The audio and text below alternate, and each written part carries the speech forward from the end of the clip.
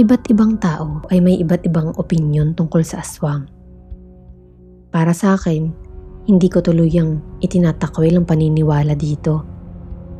Lalo na nung maikwento sa akin ng kapatid ko ang isang kakaibang karanasan. Noong college daw siya, mga 15 taon nang nakakaraan, nagkaroon daw sila ng isang nakakakilabot na karanasan. Isang gabi daw, nagkayayaan daw sila ng mga kabarkada niya na mag-inuman. Siyempre sumama siya kasi oras naman yun para makarelax-relax naman at malayo ang isipan sa mga school projects nila. Pumunta sila sa boarding house ng classmate nila para dun magkasaya. Kasama niya din doon ang isang classmate niya na kapitbahay lang namin noon. 6 daw sila noon na nagkita-kita. Nagdala sila ng mga bote ng Red Horse, mga chichirya at iba pang mga pulutan. Masaya daw ang kwentuhan nila. Yung mga paghihirap nila sa mga special projects, yung mga chicks na nakikita nila sa nursing, may mga paepal na estudyante sa mga professors. Marami na silang napagkwentuhan hanggang sa malasing na ang ilan sa kanila. Sa dami pa ng mga topics nila, napunta ang usapan nila sa mga aswang. Nako, hindi naman totoo ang mga aswang. Sabi ni Joseph, yung kapatid ko. Totoo nga sila. Totoo. Halo-halo ang mga opinyon nila. Halo-halong reaksyon din. Nagtatawanan na daw sila nun kasi hindi naman naniniwala ang karamihan sa kanila. Pare, alam mo ba? Ito talaga.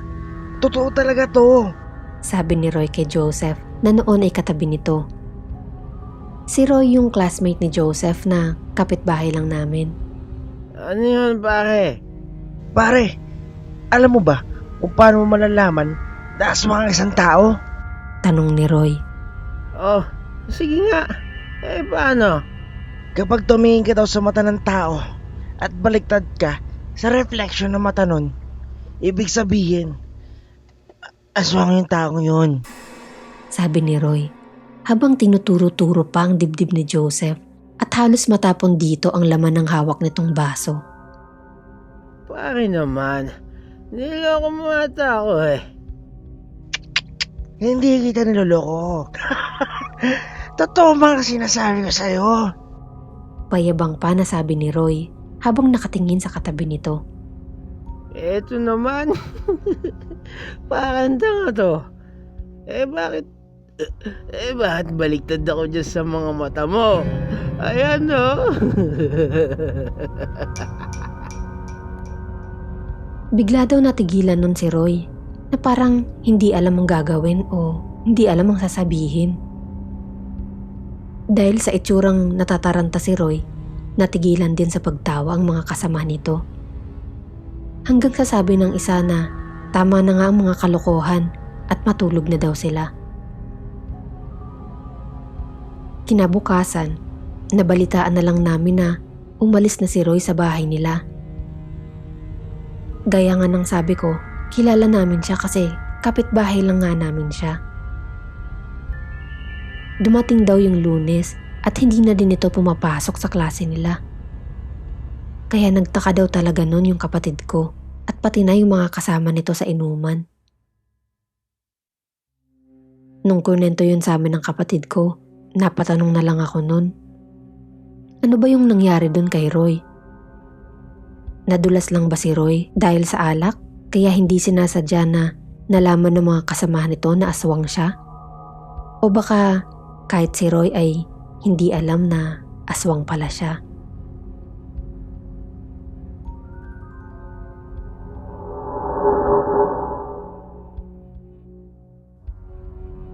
Kwento ito sa akin ng kapatid kong si Danilo. Sa lugar namin sa Bicol, nagtrabaho si Danilo bilang part-time construction worker sa ginagawang gusali ng isang paaralang sekundarya. Gusto niya kasing kumita ng extra nun, kaya ipinasok siya ng pinsan kong si Brian sa construction. Kasi dati na si Brian na nagtatrabaho sa gusaling yun. Dahil sa medyo liblib yung likod na parte ng paaralan, medyo malayo pa ang mga karinderya na pwedeng kainan. Yung lupa sa likod ng paaralan na yun ay pagmamay-ari ng ama ni Brian. Walang bahay doon at puro talahib lang. Nagpresenta ang ama ni Brian na magtayo ng isang maliit na kubo na magsisilbing kantin ng mga manggagawa at lugar pahingahan na din. Magandang ideya yon kasi dagdag kita para kay na Brian. Isang hapon, natagalan sila sa ginagawa nila sa construction. Niyaya ng kapatid kong si Danilo yung pinsa namin na si Brian na doon na lang sila magpalipas ng gabi sa kubo para makapagpahinga na at wala na silang lakas pa para magmotor pa uwi. Pumayag naman si Brian. Wala silang kuryente noon sa loob ng kubo. Pero ayos lang kasi maliwanag naman ang buwan sa labas at may kaunting ilaw galing sa construction site. Malamig ang hangin sa lugar na yun. Mapuno kasi at hindi matao. Nag-ayos na sila ng mga higaan nila at pagkatapos ng kaunting usap, napapikit na si Danilo noon. Nang magulat siya sa mga manok na putak ng putak. Pagmamay-ari ang mga yon ng ama ni Brian.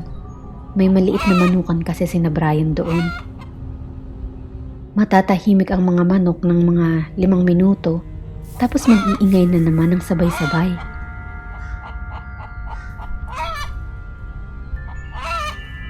Naririnig niyo ba yun? Tanong ni Brian kay Danilo. Gising pa pala ito. Akala ni Danilo nakatulog ng kasama kasi kanina pa ito walang imik. Oo nga eh. Bisit ng mga manok yan. Hindi ako makatulog. Hindi yun. Ang sabi naman ni Brian. Naguluhan si Danilo sa sinabi ni Brian kaya napatingin ito sa kasama.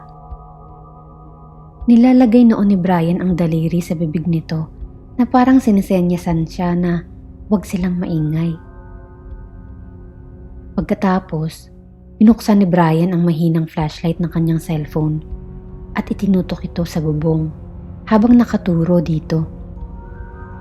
Nagtaka si Danilo kaya sumunod naman ito at hindi gumawa ng ingay.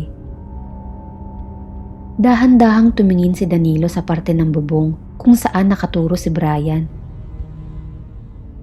Pumutak ulit ng pumutak ang mga manok na ikinagulat ni Danilo.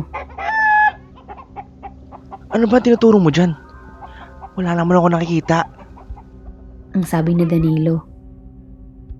Wala siyang ibang napapansin noon kundi ang ingay ng mga manok. Sinilip ni Danilo ang mga manok galing sa bintana ng kubo at nakita niya na karamihan sa kanila ay pumuputak at nakatingin sa bubong ng kubo nila. Doon na kinabahan si Danilo kasi kung ano man ang itinuturo ni Brian sa itaas ng bubong ay nakikita din ng mga manok na nasa labas. Napaatras noon si Danilo sa bintana at isinara ito ng dahan-dahan. Pati ang pintuan ay sinarado niya na rin. Sabay sila noon nakikiramdam sa bubong.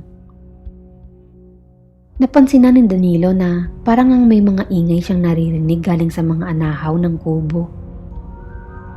Mukhang may naglalakad ng sobrang bagal sa itaas. Pinailaw na din ni Danilo ang flashlight ng cellphone niya at itinutok ang ilaw sa bubong. Nakita niya na may lumulubog nga dito.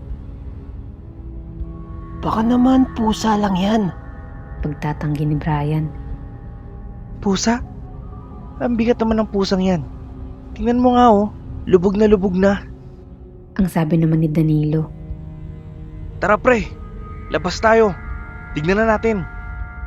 Biglaan nilang binuksan ng pinto ng kubo at agad na pumunta sa motor nila para pailawin ito. Itinutok nila ang ilaw sa bubong ng kubo para makita kung ano nga ba ang nandun. Pero wala naman silang nakita. Baka naman guni-guni lang daw nila yun. Pinatay na ni Brian ang ilaw ng motor pero bago bumalik sa loob ng kubo Kumuha si Brian ng isang mahabang kabilya na nasa tabi lang ng kubo nila. Kapag may narinig tayo ulit sa anahaw, tusukin natin ito. Pagkapasok nila sa kubo, isinara ulit nila ang pintuan. At maya-maya pa, narinig na naman nila ang mga manok sa labas at kasunod nito, ang mga mabagal na yabag sa bubong na narinig nila kanina. Parang may tao talaga sa bubong. Ang sabi ni Brian. Naghintay sila ng tamang tiyempo at malakas na itinusok ang kabilya sa anahon na bubong. Nakarinig sila ng pagtumba sa itaas, kaya agad silang lumabas ng kubo at pinailaw ulit ang motor. Wala pa rin. Wala pa rin silang makita. Maya-maya pa, Pre, tignan mo to. gamit ang ilaw ng motor, ipinakita ni Brian kay Danilo ang dulo ng kabilya. Hinawakan ito ni Danilo at mas inilapit pa sa ilaw ng motor. Pulang likido. Oo, pre. Di ba dugo yan? Pagkakita nila sa dugo, sumakay na agad sila sa motor at nagmadaling humarurot palayo. Takot na takot daw sila nun, sabi-sabi ni Danilo. Ikunento nila yung nangyari sa iba nitong mga kasamahan, pero hindi naman sila naniniwala. Sinubukan nilang tingnan kinabukasan ang mga anahaw sa bubong, pero wala naman silang makitang bahid ng dugo. Malas din lang kasi umulan nung umaga, kaya baka natanggal din yun ng ulan. Hindi na nagtagal pa sina Danilo at Brian sa pagtatrabaho sa construction at nag-resign na din sila. Nakalipas ng mga 8 buwan, nakakwentuhan ni Brian si Dong. Isa pa nilang kaibigan na nakapagtrabaho din doon sa ginagawang gusalin ng paaralan. Nagtrabaho din pala doon si Dong, pero nung mga panahon na nag-resign na si Danilo at Brian, meron din si Dong na kakaibang karanasan doon sa kubo nung nagtatrabaho siya doon. Ang sabi niya, isang gabi ng Sabado, nagkayayaan daw silang magkakatrabaho na mag-inuman sa kubo pagkatapos ng mahabang oras sa construction. Nagkatawaan sila kung kaya't itong si Dong ay nalasing ng sobra. Inabot na sila noon ng hating gabi at nagsimula ng magayang umuwi ang mga kasamahan nito. Ito namang si Dong ay ayaw na umuwi at doon na lamang daw siya sa kubo magpapalipas ng gabi. Tumutol naman ang mga kasamahan nito dahil nga sa mga kwento-kwento na naririnig nila tungkol doon sa kubo. Siguro ang iba doon ay yung nakakatakot na nangyari sa kapatid kong si Danilo at sa pinsan ko na si Brian. Ewan ko sa inyo, mga duwag. Magsiuwi na nga kayo. Basta dito ako matutulog. Alis na! Alis na! Pagpupumilit ni Dong. Dahil sa likas na matapang si Dong at medyo may kayabangan, nagpumilit talaga siyang matulog doon sa kubo at wala naman daw na katotohanan ng mga kwento nila. Kaya ayun, wala nang nagawa yung mga kasamahan nito, kung hindi umuwi na lang at iwanan siya mag-isa sa kubo. Inuubos na lang noon ni Dong ang huling bote ng alak at pagkatapos ay dahan-dahang pumasok na sa maliit na kubo. Parang mga sira. Walang multo o aswang dito. Sabi nito sa sarili habang sinusubukang ayusin ang kanyang higaan. Isinara niya ang bintana at pintuan at diretsyong humiga para matulog. Napapikit na daw siya noon at sa tingin niya ay nakaidlip na siya. Pero maya-maya lang, nakaramdam siya ng kakaiba. Parang ang init-init daw ng paligid. Nagtataka siya kasi malamig lagi sa lugar na yun kasi presko doon at mahangin. Kahit nga nakasarado ang bintana at pintuan ay malamig pa rin kasi mga kawayan lang ang dingding nito at sinadyang may mga konting puwang para presko na pahingahan. Naalimpungatan na nga siya at sa gitna ng mainit na pakiramdam sa paligid ay bigla siyang nanglamig. Naramdaman niya na may parang gumagalaw sa likuran niya. Nakahiga kasi siya ng patagilid noon. Nung mga panahon na yun, ramdam niya talaga na parang may tao sa likod niya. Nakahiga din katabi niya. Naririnig niya pa ang mabagal pero malalim na paghinga nito. Nabalot siya ng takot nun kasi ang alam niya, mag-isa lang dapat siya doon sa kubo. Hindi naman bumukas ang pinto o bintana. Paano nangyaring may tao sa loob? Sobrang takot niya daw noon at parang nawala ang pagkalasing niya. Gusto na niyang tumakbo papalabas ng kubo pero hindi siya makagalaw sa takot. Maya-maya pa, may nararamdaman siyang may gumagapang sa balikat niya at sa bewang niya. Parang maliliit na lubid at nakakakiliti pa daw. Nagtaka siya kung ano ang mga bagay na yun. Kaya pa simple niya itong hinawakan ng kaliwang kamay niya. Ano to? Tanong niya sa kanyang isipan. Para pala itong mga grupo ng sinulid na makakapal at parang malangis pa. Patuloy na gumapang ang mga malasinulid na bagay na yun at kumapit pa sa leeg ni Dong. Diyos ko, tulungan niyo po ako. Ano tong mga to? Dasal ni Dong sa isipan. Hindi niya na daw alam ang gagawin nun, kaya pumikit na lang siya at tuluyan na ngang nawala ng ulirat. Siguro daw sumipa ulit sa kanya yung bote-boteng alak na ininom niya. O siguro, baka nahimatay na sa takot yung mukong. Ang yabang-yabang kasi. Kinaumagahan, ginigising na daw siya ng mga kasamahan niya sa construction kasi tanghali na daw at nakahiga pa rin siya dun sa kubo. Hindi siya makapaniwala noon. Tiningnan niya ang katawan niya at wala naman siyang anumang sugat o kagat. Ayos naman siya. Hindi niya tuloy alam kung panaginip lang ba yung kagabi o baka ilusyon lang talaga yun gawa ng alak. Pero isa lang ang sigurado ni Dong. Hindi na siya ulit magpapagabi sa kubong yun.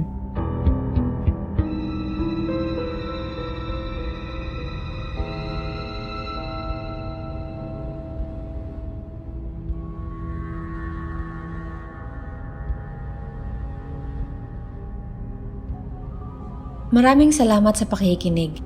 Please like and subscribe para updated ka sa mga bagong videos. Pwede kayo mag-send ng inyong kwento sa philippinetales@gmail.com o kaya naman sa Facebook page natin. Yung mga links nasa description box. Para sa mga shoutouts, comment lang kayo sa baba. Maraming salamat ulit.